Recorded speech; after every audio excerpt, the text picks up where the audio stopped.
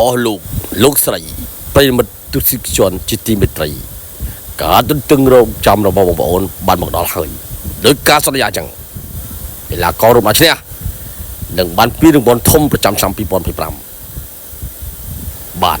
កីឡាករត្រៀមធ្វើការប្រកួត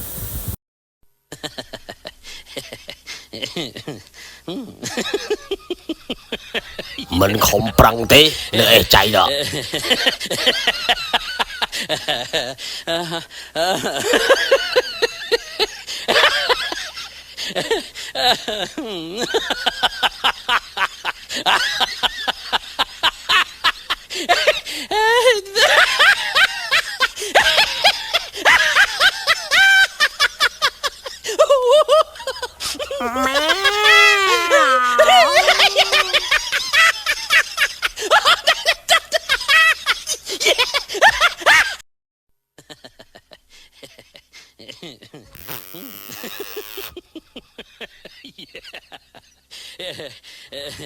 ស្អីថោវាណាស់មេអើយស្អីណា